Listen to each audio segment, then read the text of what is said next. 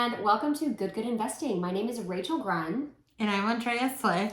Guys, GoodGood Investing is all about providing education and investment opportunities for busy professionals that want to invest in commercial real estate, but frankly don't have the time. Exactly, yes. So we hope today that you glean a lot because we are actually going to be interviewing a passive investor. Well, we already interviewed the passive investor and we're going to be reading her responses to our interview questions is really what we're going to be doing. Yeah, exactly. I'm excited. Lots of knowledge to be dropped. Yes, and I think, whenever you invest, you should definitely have a baseline understanding of the asset that you're investing in. And then also, some people just don't know what questions to ask. I've had phone calls with investors and they're like, I want to invest.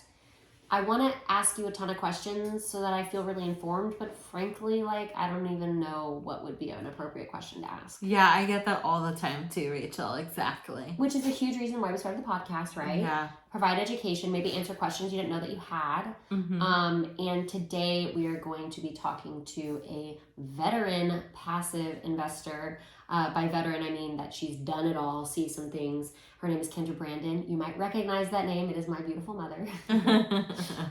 But we really dug in and asked her more technical questions this time around because I think it's going to really help with you guys knowing what questions to ask a deal sponsor who has approached you about a multifamily opportunity. Yes, exactly. And you can ask us these questions too. Yeah, exactly. We are so open and honest.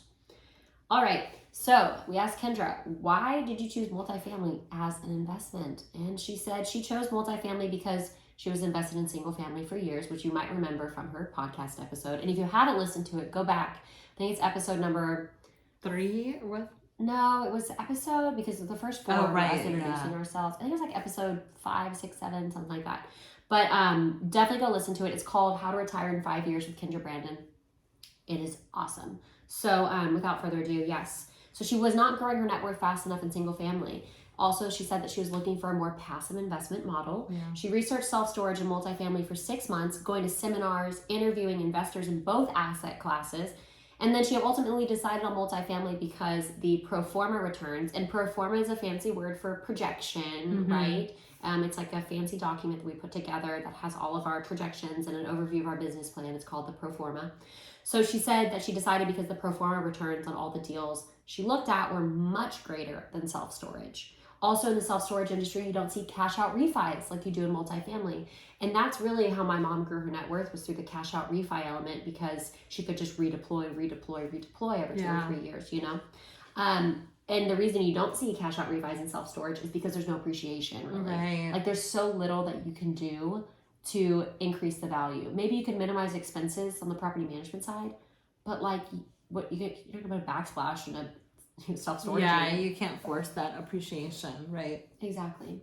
So, that's why she decided on multifamily. Okay, the next question we asked was any questions you asked the sponsor or due diligence before you invest? She said yes. 1, do you have investment experience in this market yet, and why do you like it? 2, is there a refi component to this deal? It's very important to her, also very important to me. Yeah. Because you get your capital or a portion of your capital back that you can redeploy. Yep. 3, I look to see that the projections are not overinflating the annual rent growth or underestimating the economic vacancy. Okay, this is really big coming off the back of COVID because a lot of people saw 22% plus rent increases year over year. Is it plausible that could continue? No. Right. That would be just absolutely ridiculous to see 22% rent growth every year. So if syndicators are underwriting for 22% rent growth because it happened last year, I would say that is very aggressive. Yeah.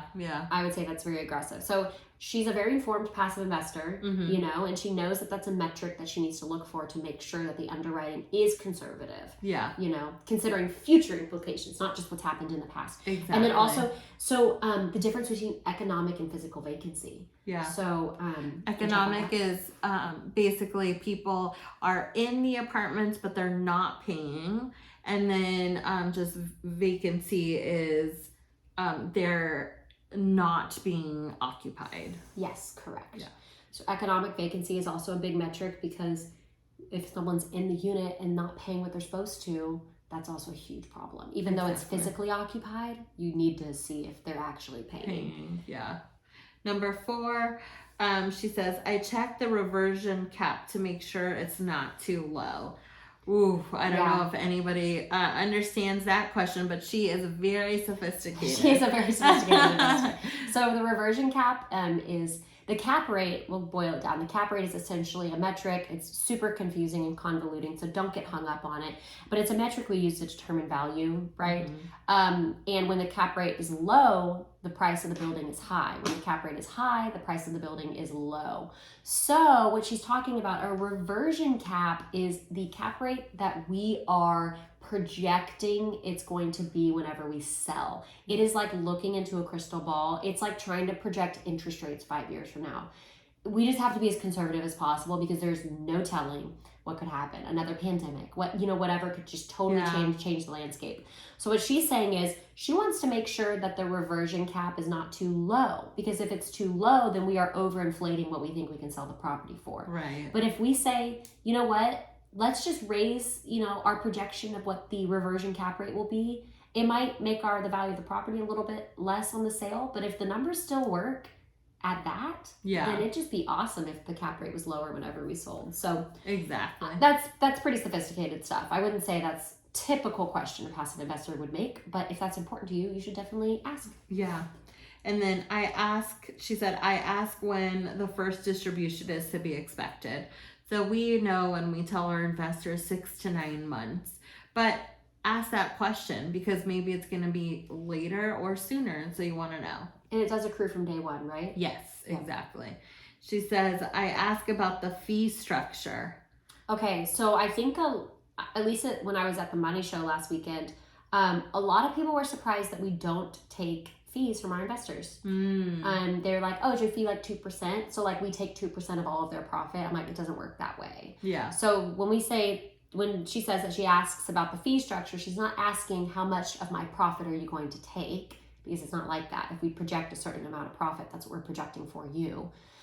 We do have fees that we weave into the underwriting because we have to get paid. We do a ton of work, right? Yeah. But it's not taken directly from our investors' profit. Yeah. And we can be transparent too, right? There's a percentage that the general partnership team makes, which is typically a 30% ownership of the property, because like Rachel says, we do a ton of work. We oversee all the business strategy and all the remodeling and all of that, and the acquiring of the property, which OMG is a lot of work. Yeah. And there's a lot of money at stake that we put our money into the deal. But 70% goes to our passive investors, and that's incredible because they really just trust our team to do all the work. Mm-hmm. But the amazing thing, which is not in every single syndication group that you'll find, we do a return model where the passive investor gets paid first. Yes, 8% of the profit every year first.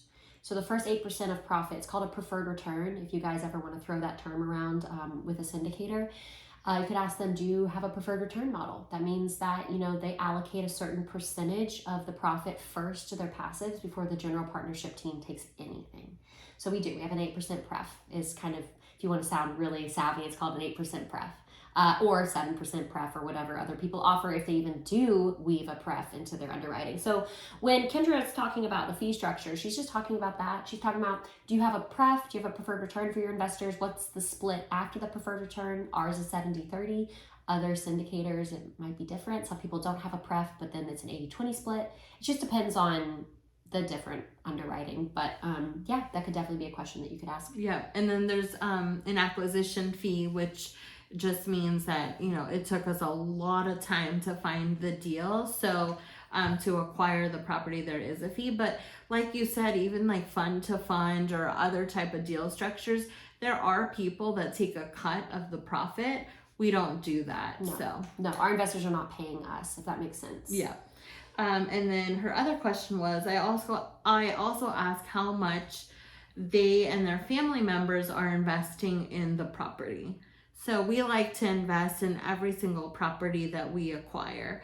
So that's huge because you want to make sure that the person that is running the deal, the general partner, also believes in it as well. Putting their money where their mouth is. Yeah. Yep. Also, there's a question that I heard. It's not on. I didn't ask my mom, but someone said when you ask a general partnership team, like, have you ever had a deal go sour? Like, what has happened? And we were super honest with it in our last episode about, a deal that did not perform. And they say, oh no, like they've all been just ballpark awesome. He said, it was so good. I loved what he said. He said, they either have not been doing it long enough or they're lying, and both are bad. Yeah. Yeah. So I think it's also important that, you ask people, like, when did a deal not go to, what is the word? Like not perform to projections. Yeah. Okay. We also asked her, what is it about a deal that makes you want to invest? And again, it's different for everyone. My mom's retired. Cash flow is huge for her. Yeah. Maybe someone who has a W-2 and loves it. Maybe cash flow isn't as important, but it all depends. So she says the numbers all line up with what I think is a conservative pro forma. Again, the pro forma is the document that has our projections and business plan. She goes, I love that the cash out refinance deals return that 80% plus by year 2 or 3. That's how she doubled her net worth in just over 3 years. She says that she snowballed those refi funds into the next deal time after time. During those years, she only invested in deep value add deals with a cash out refi component. Yeah, those are numbers that we're transparent with up front. Yeah, and I think for the ones that I've been investing in, even passively, some of them didn't have a refi component. Mm-hmm. So that is definitely a strategy that you can have where you only look for deals with the refi component. Yep. But lately I have been investing in refi deals. I think they've been like 50 to 60% returns. You mean like at the refi point. Yeah. So yeah, if that's important to you, definitely look for deals that have a refinance element. That'll be something that won't be a surprise. That'll be upfront in the underwriting, or should be. Yeah. Okay, so we also asked Kendra, what do you look for in a sponsor? So she said, seasoned with a strong track record of performing or outperforming the pro formas, and huge for her is good communication. Yep. Yeah, I can see why. You trust someone with a lot of money, they should answer your calls. Yeah, for sure. That's just what I think personally. Okay, we asked her, what would you do differently if you started over today? She says, first thing is, if she had known about this type of investing 20 years ago, she would have started then. Best time to invest was 20 years ago. Second best time is today. Yeah, right? exactly. That's what they all say. Yeah. She tries to focus on the fact that she did find it 7 years ago, and it has been fantastic for her financial growth. She's also really happy that she moved all of their stocks and mutual funds, solo 401k funds, and cash over to this asset class within 3 months. Wow, that is crazy. Yeah. She just liquidated everything and just threw it into multifamily. I mean, that sounds like me and what I'm doing. Yeah, exactly. I mean, it's bold, but it paid off in huge dividends. So she's happy that she didn't start with just a small amount at first, waiting to see how it went for a few years. She took that leap of faith, and it was all within weeks. And she said that's the best thing that she's ever done. Just last, I think 2 weeks ago now, we took out the rest of the money that we had in stock. And we just that's totally, huge. yeah. We're all in on real estate and all in on multifamily. I just got chills. Yeah. No, seriously. Completely out of the stock market now. It's crazy. What about your 401ks? No, all of it is out. When you say out, do you mean that you we cashed it out? You cashed it out and took the tax hit? Yes.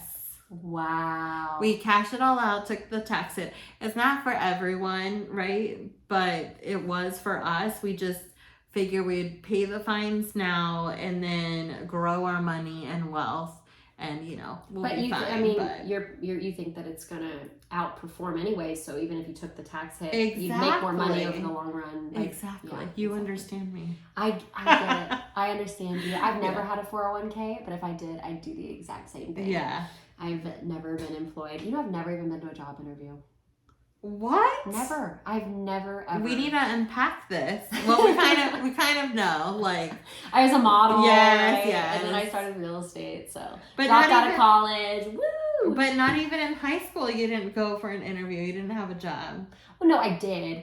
Oh my gosh, I don't even know if I should get into it, but I was a, I'll keep it sober if you guys are not here to listen to this. But I worked in the dry cleaners here in Dallas, in Carrollton, and I'm not going to say the name because it was very illegal what we did there.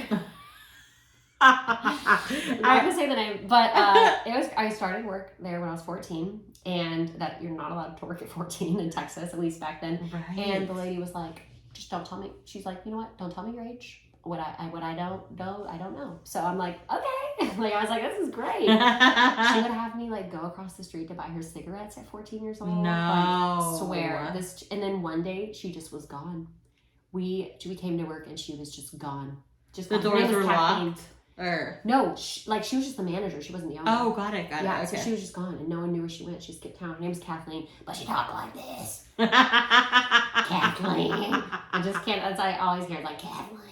It was crazy. The stories, but no. So I didn't interview for that, but I did. I worked there for a few months. That was like my only job. Okay, doesn't matter. Wait, now I feel like I have to tell you my story. I think my first job was at Old Navy, and then my second job was at Macy's. Okay. Old Navy was seasonal, so I don't think it was as bad, but I worked at Macy's, and let me tell you, I had to pick up piles and piles of clothes from the fitting room. People don't know how to hang up clothes after they try it on. And so it was just like such a painful job. And just looking back, I'm like, now where I am, I think I'm just meant to be my own boss because seriously, being a real estate investor is like the best job ever. But you don't have to answer to anyone. No. Don't have to deal with pants on the floor, or in my case, poopy pants. We get those all the time in the dry cleaners. Stop. People just, like old people, it's sad. But I'm like, they just like drop them off, no shame. Didn't even try to rinse them before. Oh, Isn't that horrible? Gosh, yeah, no. Okay. Okay, back to back to returns. Okay, we asked my mom. We digress. We digress. Okay, what are some lessons learned? Okay, this one's interesting. She says that she would not invest in campus housing again, so student housing. Oh. She said it's too cyclical, which makes sense, right? Yeah. She goes, she would also not invest in a deal where the sponsor is buying into an existing LLC because you are inheriting any issues of that former LLC. She says, I would always make sure the sponsor creates a new LLC for the property they are acquiring. That'd be a good savvy investor question to ask. Are you creating a new entity for this acquisition? Because if there's any sort of legality troubles with the past LLC, the past owner, you're inheriting those too. Right. So if there's any sort of suing or settlements or so I guess she learned that the hard way. But yeah, she would and I wouldn't say the hard way. I guess they have no liability, but still tax returns, right? Well, I would say that isn't common just from my knowledge, just because now we've invested in quite a bit of different LLCs with the different apartment buildings, and I've never seen that. So I wonder if that, I have not even asked that question, but yeah, something to think about. Thank you, Kendra. Yeah, totally. Well, obviously someone did do that. Yeah, no, of course. So it's like you just don't know what you don't know until you don't know it. You know? That's a great question. So these are. I hope you guys are taking notes because these are some awesome questions and answers. From someone who's done it all and seen it all. Yeah. Thank you for that knowledge, Kendra. Very good question. We just want our investors to be informed, even if they choose to invest with another syndication group, like make sure that you ask the right questions because not everyone's as transparent or honest or just they might say, well, you never asked. And it's like, well, you should still tell me because I don't know what I don't know, you know? Yeah. So I think it's really important that people are much more transparent about that.